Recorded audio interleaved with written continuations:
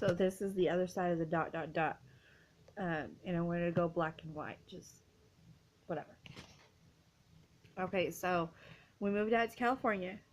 We were living with his mom, who is a real estate agent. She makes good money. She actually has a 5 bedroom house. So we were living with her, and like the abuse couldn't be as bad as it was before, I guess, physically, um, because he like couldn't see his mom, couldn't let his mom see him like that or whatever. So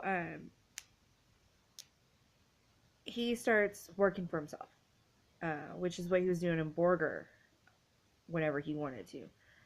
Um, he starts working for himself again, and I was in culinary school. So I was trying to like go to school and me in school. And like I don't know about y'all, but um, my dream has always been to be a chef. So when I had my chef coat, like that was big to me. Even if I was just a student, that was real big to me. And so we're on our way to school one day because he had to drive me. It was like 45 minutes away. So we're on our way to school one day, and he gets mad at me, and like he took his soda, his 44 or 64 ounce soda, and he threw it on my chef coat. Uh, that hurt me. That was like one of the most disrespectful things you could do. Well, he was mad because he thought I was sleeping with this black dude. Okay. The only reason he could even come close to thinking that logically is because this dude, like, he wasn't even in my group. Every table had 4 people. He wasn't in my group. He was like 2 groups down.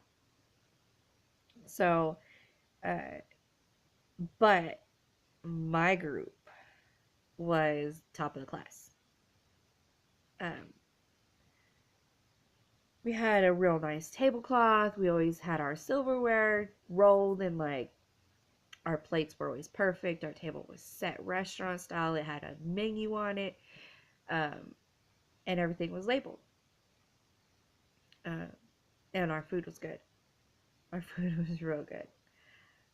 So this black dude walks up to me one day, and he's like, "I like y'all's style." Okay, that's cool. So he tasted our food, and he was like, "Whoa!" Well, I was the captain of the table. Like that was my thing. I'm pretty much the one that cooked. Uh, and I was like, thanks, you know? But that is the only way that he could ever get anything out of this. Uh, Thinking that me and this dude were even trying to do anything. I wouldn't have done anything. Anyways, I'm a loyal person. Um, and so he thinks I'm doing something with this dude, and he throws his soda on me. I didn't go to school that day. I was not going to go to school. You can't go to school unless your chef coat is clean. It cannot have stains on it. It needs to be clean. Um, so, excuse me, we just went back home. Uh, I found out I was pregnant. Mm, excuse me, March 12th of 2011. Mm. Went to the doctor. The doctor said, no more monkeys. I'm just kidding. I went to the doctor, and they said, be prepared to pass a miscarriage. Well, I had already had 3 miscarriages. One with my first husband and 2 with my first boyfriend. So they said, be prepared to pass a miscarriage. And I lost it. Um, I didn't have a miscarriage, but my pregnancy was really hard. Uh, I would get up and nearly faint. I couldn't walk 10 feet without feeling like I was going to pass out. My heart was racing all the time. It would get up to, I think at that time I clocked it at 150 beats a minute. And that's not from like running. No, I would stand up and walk 5 feet. And it would do that. And I had hypermesis. I was puking all the time, like all the time. I lost 15 pounds in 3 days. I couldn't eat anything. I couldn't hold anything down. It was bad. So my doctor says, have you ever smoked weed? Yeah. But before she did that, she called in home health. And so I had home health come in every week to redo my IV. But every day I did 3 bags of saline solution, pretty much it's the fluids that they give you when you're dehydrated, because that's why she thought I was puking and why my heart rate was crazy. So every day I did 3 bags, and I did Zofran, and it still didn't help. I still didn't stop puking. My heart was still crazy. So she says, have you ever smoked weed? And I was like, uh-huh. She says, start smoking again. Okay. That's the only time I could eat. Well, I determined as soon as I found out that I was pregnant that we were coming back home, because I was not having a baby in California. We were living in his mom's house. There was no way for us to get out. I mean, there was room for the baby there, but I was not going to live in his mom's house with the baby. That just, no. So we sold everything. Everything. And we got, his mom gave us $1,000, I think. We got a place back out here in Texas. So we come back out here. We have our own place again. And the physical abuse didn't start again because I was pregnant. Like, I was 23 weeks pregnant when we moved out. But it was real verbal. Real verbal. Fat and ugly was the biggest thing. Lazy. I didn't feel like cooking and cleaning and doing all that anymore. I was big pregnant. And so, plus my heart was still going crazy. We didn't know what was going on. So,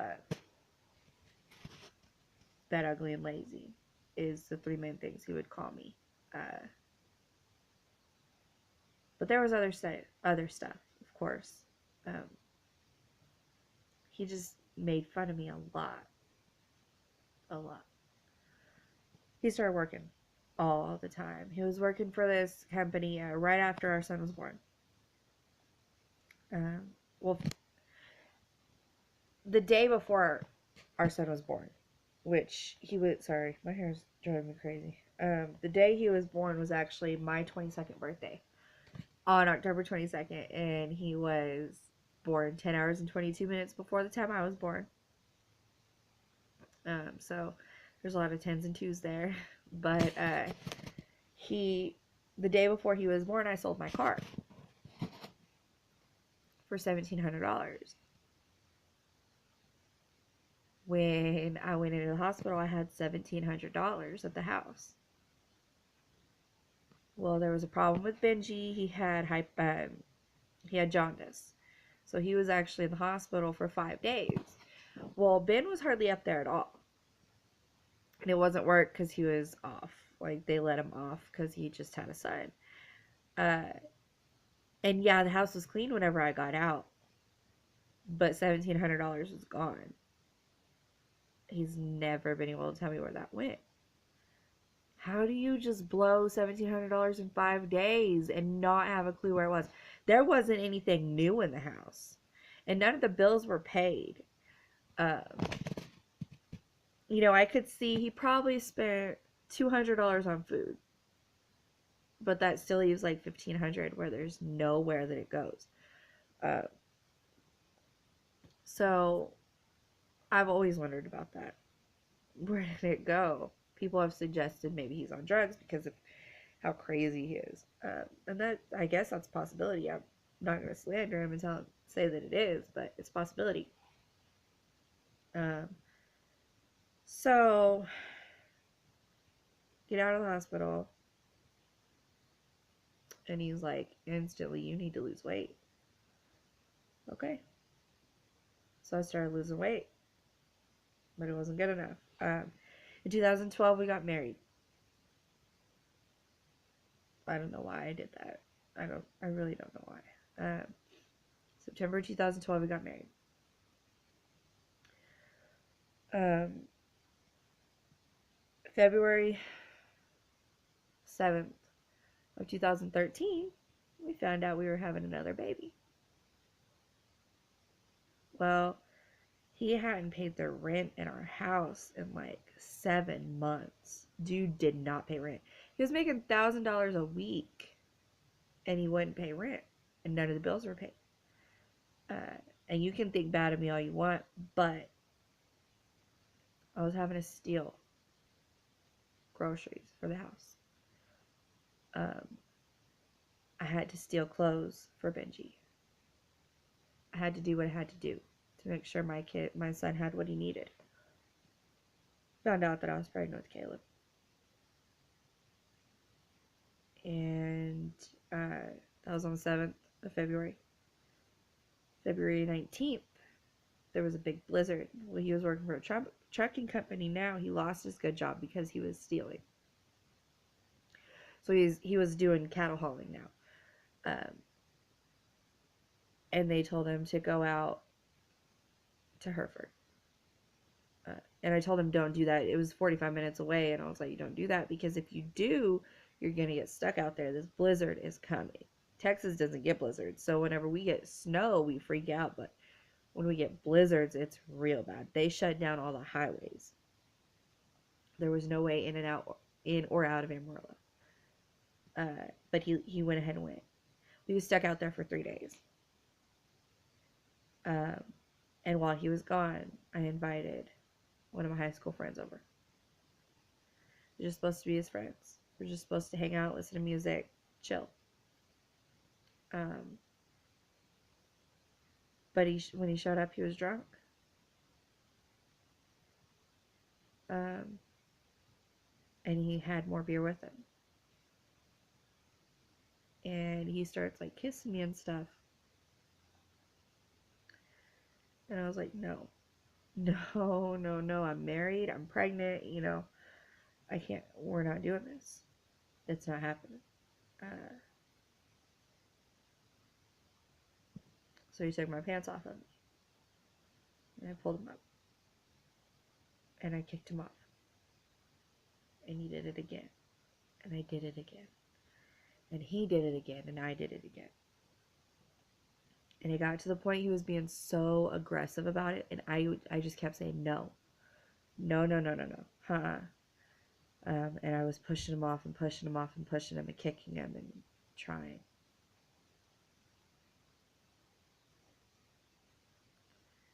And I gave up. And he raped me. And I trusted him, I trusted him not to do that. And he did. Well, the way my first marriage ended was a similar situation. I put myself in bad situations, and I don't mean to. I trust too much. I've learned not to, but I was young, I was naive. And my first marriage, what happened was I had talked to this guy online as friends, because I'm the type of person, I can be your friend if you're a guy, and there's nothing there. And he was from Kansas, and he shows up at my door one day. And I was like, okay, well, I don't know if y'all know anything about the Juggalo family, but Um, you just kind of like trust people, I guess. Okay, you're a low. Okay, you're my family. You won't hurt me. I trust you. So I went to the motel with him. I showed him where the motel was, is what it was. And I went inside. And he stood in front of the door. And he wouldn't let me leave. And he said, I can tell you have a wall up. And I said, I'm married. And he said, you have a wall up. And he wouldn't let me leave. I was texting everybody I knew. I was calling everybody I knew. Like I was trying to leave. And he starts kissing me. And I was like, no, no, no, no. And he keeps on. And I blacked out. I froze. I blacked out. And when I came to, he was pulling his pants up. And mine were down.